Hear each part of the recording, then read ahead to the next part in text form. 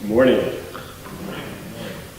We have been looking at Deuteronomy, and we're moving through Deuteronomy with the people of Israel as they are moving into the Promised Land. And that's really a big theme, is movement. God's people on the move here. And as we look at chapter 5, we are getting into the Ten Commandments.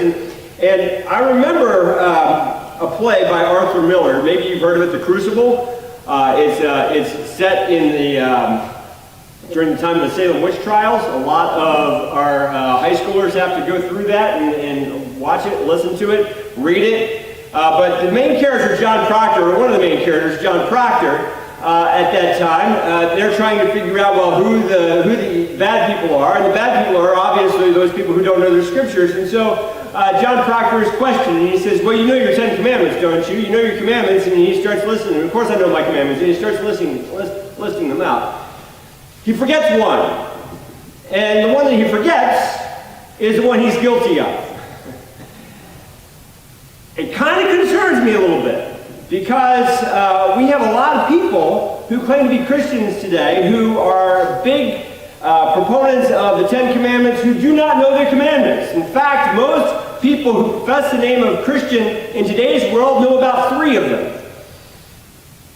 Take mental stock right now. Before you look at Deuteronomy, how many of them can you go through? How many do you know? It's a question. I've got a challenge for us. And the challenge is this: know all 10 for next week. And the other challenge is ask each other next week, hey, do you know your 10? Test one another.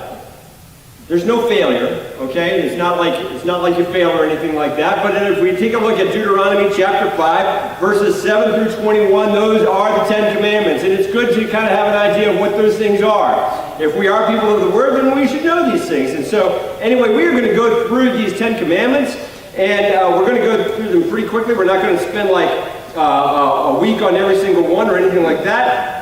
But we're going to go through a few of them. We're going to take a look at things, and we're going to see what we can see from these 10 commandments. Now, we got to remember, as we are going through these 10 commandments, Moses, he is about to not go into the Promised Land. He is about to have to stay on the other side of the Jordan because of his own sin and because of the sin of the people. So he's not allowed to go in. And he's saying, you know what? I've been leading you now for over 40 years. And we're going into this land, and I want you guys to know some things. It's kind of like a parent, you know, when your kid is going off to college for the first time or something like that, and they're not going to be in the house anymore. It's like, did I teach you how to do the laundry right? Did I teach you how not to burn down the house when you're cooking? Did I teach you these things? And so Moses is kind of like, I need you to know these things. I'm sending you away. I'm not going to be with you anymore. I need you to know these things. God needs you to know these things. And so basically what he's doing is he's giving his farewell address. That's what the entire book of Deuteronomy is. And as we take a look at this, we're seeing something about all this. What we have here in these first few verses here in chapter 5, verses 1 through 5, it says this: Moses summoned all Israel and said, "Hear, O Israel, the decrees and laws I declare in your hearing today. Learn them and be sure to follow them. The Lord our God made a covenant with us at Horeb. It was not with our fathers that the Lord made this covenant, but with us, with all of us who are alive here today. The Lord spoke to you face to face out of the fire on the mountain.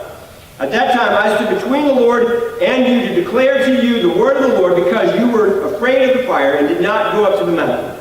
And so we have this entire situation where he's saying, okay, you need to learn this covenant. And I think that it's very interesting. He says, it's not with our fathers that he made this covenant. Now, he did make the covenant with the fathers. But it's a point that we've said over and over again, is that for every single generation, God makes his covenant with his people. This is something that happens. The steadfastness of the Lord never ceases. His mercies never come to an end. They are new every morning. They are renewed in us every single day. They are renewed in every single generation. And as each generation passes, the next generation is responsible for picking that up and saying, yes, I will be faithful to this covenant. I will do that. And so Moses, he's saying, it's with you. It's with you that he has made this covenant. The coming out of the land of Egypt is just a memory for some of them. very, very distant memories. Some of them were very small when they passed through the Red Sea and all of this. And so, what did they know? How did they understand that? But the Lord spoke with us. He is still speaking to us. It is something that we need to take into account. And as we take a look at this, we have to understand that this nature of covenant, and I've got several points up here. It is not a covenant that makes a covenant. It is a relationship that goes beyond legal obligation. And we see all this. And what I want us to do is I want us to consider this in the relationship of marriage. Marriage is the closest thing that we have to something that's like covenant relationship today. Imagine, if you will, how ridiculous it would be for us to take that piece of paper that we get, we go to the county clerk or whatever else, and we do all the paperwork, and we get it all legalized and all this kind of stuff. And say, yep, we're married, and here it is. This is your obligation under the law, and this is my obligation under the law, and you live under the same roof, with that being the basis in everything that you've got, that piece of paper. We would say that that's ridiculous. And in fact, there are all sorts of comedies or dramas or dramedies or however you want to do that kind of talk about that. You know, the kind of relationship where it's a marriage of convenience, or it's a marriage where one person is trying to be a legal resident in one country or something. It's like a fake marriage. And part of the appeal of those movies is somewhere it moves from being a fake marriage to actually being a real marriage. We're understanding that because it's not a real marriage if it's just this piece of paper. It's not a real marriage if it's just a bunch of do's and don'ts. It's not a real marriage if love is not a part of it, if it's not the basis of this. And that's what we see in all of this. A covenant, the basis of a covenant is love. It is commitment. It is all of this. And we see this in verse 6. Before God is talking about laws or anything, what we call these commandments, he says, I am the Lord your God who brought you out of Egypt, out of the land of slavery. What else could that be except for an incredible amount of love? I brought you out of a desperate situation. I saw you as a people. I saw you as a people of value. And what you were is you were slaves to a master. And a master who did not care, who said, this is what you're going to do, and this is how you're going to do it, and if you don't, there's punishment, and all of this, is going on. And what I am doing now is what I have done is I have called you out, and I am calling you to be a part of this relationship. And part of this relationship is doing things in the way that I need you to do it for your good, out of a sense of love, out of a sense of what I have done for you. And so, you shall have no other gods before me.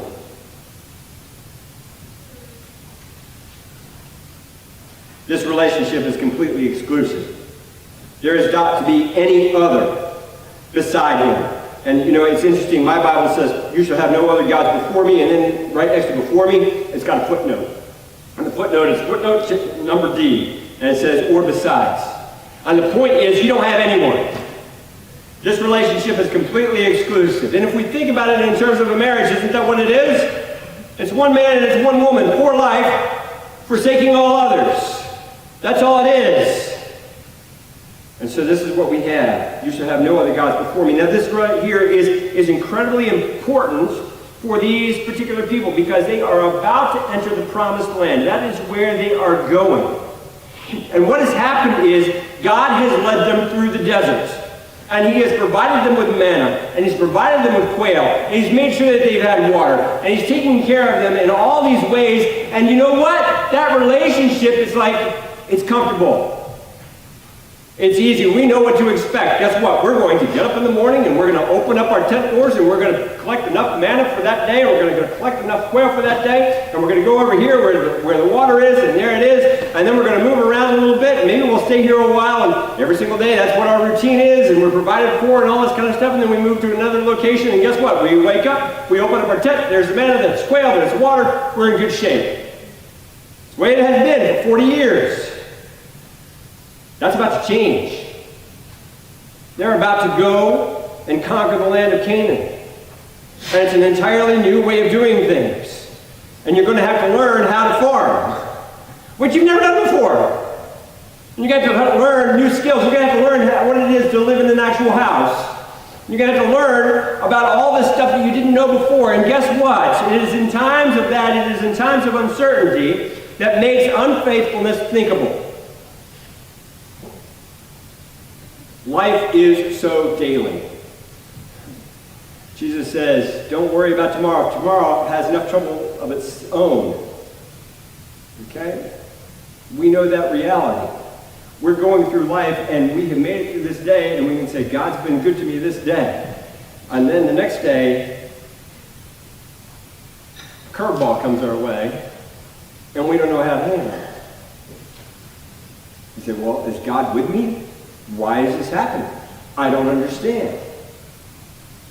And God says, have no other gods before me. You are about to go into an entirely new situation. I have taken care of you all this time in this way. You know what that looks like. But guess what? Now I'm going to take care of you in ways that you're not familiar with. You don't know it. You're going to have to trust me. You're going to have to follow me. And whatever comes your way, have no other gods before me. Make sure of it. And make sure that you have no graven images. This is commandment number 2. You shall not make for yourself an idol in the form of anything in heaven above or on the earth beneath or in the waters below. You shall not bow down to them or worship them. For I, the Lord your God, am a jealous God, punishing the children for the sin of the fathers to the 3rd and 4th generation of those who hate me, but showing love to thousands who love me and keep my commandments. Again, it is covenant relationship that we are talking about here. When the marriage vows are broken, the relationship is broken. When the marriage vows are fulfilled, there is love, and there is all of that. This is totally unlike the nations around them. Every other nation had images. Some of those images were images of people. This is our God. And it's very tempting, I think, for people to look at things that way. I mean, we take a look at the Renaissance paintings. What are the Renaissance paintings? We have images of God on the Sistine Chapel looking like us. Just an older version of us. Touching the fingers of Adam, doing all of this. And it's easy because we understand that we are made in God's image, and so we project this image of God to him. But the other nations also, they had images of animals, they had images of rocks, they had images of all sorts of things, and they said that these are our gods. But it is important to note, again, as we saw in Deuteronomy chapter 4:15, when I came to you on that mountain, you saw no form. You know why I have this plaque? Yeah, you know. I see some smiles out there. It's making a point. There's no image. What do you think about when you think about God? What do you think about when you think about who he is and all this kind of stuff? Oftentimes I'll have a picture of a sunrise or something like that, but God's not the sun. God's not the breaking of a new day. God is not a sunset. God is not a mountain. God is not any of those things. Those are God's creation, which points to him. We understand that. I hope we understand that. We sing blue skies and rainbows and sunbeams from heaven, or what I can see when my Lord is living in me. Okay, we understand that, but no images. It is a temptation to worship images. And when we think about this, we think about the things that we have that are simply our possessions. And we put great stock in those possessions. Maybe there is something that is your prized possession, whatever it is. Okay? Maybe it's your car, maybe it's some trophy that you got when you were in high school or whatever else. Whatever it is. We put great stock in that. Imagine if we made an image of our God and what that would do to our psyche, what that would do to our way of thinking. And so God says, no graven images. The temptation is there. And the question is, what do we worship? And we can worship all those things, and we understand that, but I'm going to say something in this. Please understand me very, very clearly here. Because really, part of what our problem is as the people of God as we are trying to navigate life is putting the emphasis on the wrong syllable, right? We have a tendency to do that. We need to make sure that we are putting the emphasis on the right syllable. That we understand exactly what we're doing and how we're doing it, because we can go one way or the other way. And so we got to be very careful about some things. So, question. Please don't misunderstand me. What do we worship? The cross or the Christ who defeated the cross? The Bible or the God whom the Bible reveals? This is precious. I live by it. But it's not my God. God has chosen to reveal himself in this.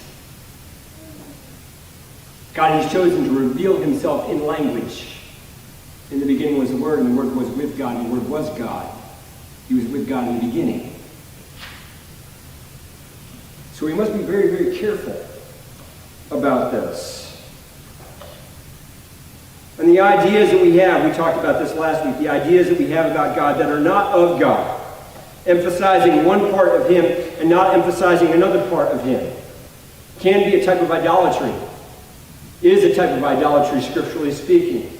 Let's make sure that we understand God as God is. We do not want to contain God in such a way that we don't understand how he is revealing himself to us, or that we are blind to it. And so it is very important for us to make sure that we have no graven images. Do not misuse the name of the Lord your God, for the Lord will not hold anyone guiltless who misuses his name. And as we take a look at this, there's all sorts of questions about what exactly does that mean. Well, we have certain ways that we can take a look at this and we can understand this. I'm going to take a look at some passages that just kind of point this out a little bit. And as we take a look at this, I think it's important for us to practically look at these things so that we know what we're talking about, so that we can avoid it. Because these things still are applicable to us today. And so we have a situation where Paul is in Ephesus, and he's entering a synagogue, and he's speaking boldly there for 3 months. And there are lots of people who are coming to Christ. And it says in verse 11 that God did extraordinary miracles through Paul. Handkerchiefs and aprons that had touched him were taken to the sick, and their illnesses were cured, and the evil spirits left them. And again, what we have here is we might be getting the emphasis on the wrong syllable. Because there were some Jews, in verse 13, who went around driving out evil spirits and tried to invoke the name of the Lord Jesus over those who were demon-possessed. They would say, "In the name of Jesus, whom Paul preaches, I command you to come out." 7 sons of Sceva, a Jewish chief priest, were doing this. The evil spirit answered them, "Jesus I know, and Paul I know about. But who are you?" Then the man who had the evil spirit jumped on them and overpowered them all. He gave them such a beating that they ran out of the house naked and bleeding. And we have the possibility of us taking Jesus' name or taking God's name and thinking somehow that simply because we call on the name of the Lord will give us what we're asking for. Just by invoking the name. And that's not the case. Lord, I know that you will give me $1 million and I want that $1 million. God's not in the business of doing that. God's not in the business of being a wish maker. He's not a genie. That's what is going on here in Acts. Trying to manipulate powers to get the result. God says, no, don't misuse my name that way. Don't do that. Leviticus 24, 10 through 12, we have a particular story. If we take a look at what is going on there, the heading that I've got is a blasphemer is stoned. And now the son of an Israelite, this is starting in verse 10, 24, this is Leviticus 24, Genesis, Exodus, Leviticus 24, 10 and following. Now the son of an Israelite mother and an Egyptian father went out among the Israelites, and a fight broke out in the camp between him and an Israelite. The son of the Israelite woman blasphemed the name of the Lord with a curse, so they brought him to Moses. His mother's name was Shelemith, the daughter of Deborah the Danite. They put him in custody until the will of the Lord should be made clear to him. The blasphemer was taken out of the camp and was stoned because this was the word of the Lord. Now what is going on here in this particular situation. What we have here is we have a man who is speaking as if he is God's instrument of judgment. He is speaking condemnation on that person. I'm not going to say what the common thing is that people say in this particular situation, but when we say, God condemn you, in using other words, or in using just in those words, what we are doing is we are setting ourselves up in the place of God to be the judge and the executioner of that judgment. We can't be involved in that. We can't do that. We must make sure that God is God in our hearts, and we understand that His will be done, and we cannot call Him to account in matters that are not ours to call Him to account in, if that makes sense. I think I got my sentence right there. But there's also a vanity. And so we have a situation where Jesus is talking in Matthew chapter 15. Matthew chapter 15. Jesus is talking, and He's talking about Pharisees and the teachers of the law who are breaking, who are quote unquote, who are accusing Jesus' disciples of breaking the tradition of the elders. And Jesus says, you got it all wrong. You don't understand what's going on here. And He says in verse 7, you hypocrites, Isaiah was right when he prophesied about you. These people honor me with their lips, but their hearts are far from me. They worship me in vain. Their teachings are but rules taught by men. And so what we have here is, in a situation is, we have people who are calling on God in a careless way. They may invoke the name of God in matters that they really don't even care about or are even concerned about. And so what they are doing is, they are calling on Him in vain, misusing His name. And again, we've got to be careful about that. When we say, thank God I wasn't in that traffic accident, are we really thanking God? Or are we just using it as a phrase that everyone else uses? When we say things like, my God, and we're really not calling on the name of God, is that not vanity? Calling Him to witness in a certain situation in which He really isn't being invoked at all. Imagine, and sorry, Bob, I got the name Bob in my head. Could you imagine if we just said, oh my Bob? And every time Bob hears it, what's going on? It'd be irritating to Bob. Now, God knows when His name is being misused. He's not going to answer when anybody just says His name or anything like that. But it's a matter of, what are we using that name for? How are we using it? And God says, don't take my name in vain. Do not misuse my name. Make sure that you are keeping my name holy, because I am holy. These right here are the first few commandments that we have of the 10. And I am in Numbers, not Deuteronomy. That's why I'm having a hard time. We're going to look at the others. We are not going to go through, again, we're not going to go verse by verse or anything like that. We're not going to spend a lot of time on all of them, but I think that it is important for us to realize that these things right here are the basis in a lot of ways for how we are to live as Christians. How we are to look at God as Christians. And so we will go through the next few next week. The challenge for next week, what is it? Learn all 10. And if you get them out of order, okay. That's okay. Learn all 10 and ask each other about that. Every single week, we offer an invitation for a person, anybody who is wanting to commit themselves to Jesus Christ. We invite them to come and do that. And the reason why we do that is because we are convinced that there is one way, one truth, and one life, and it is through Jesus Christ and Jesus Christ alone. We are sinful by nature. All have sinned and fallen short of God's glory is what Romans says, what Paul says in the book of Romans. And we are in need of his grace and his mercy, and we must put our old self to death, and we must be raised to a new life. And Jesus has been very clear about how that is done. Scriptures are very clear on how that is done.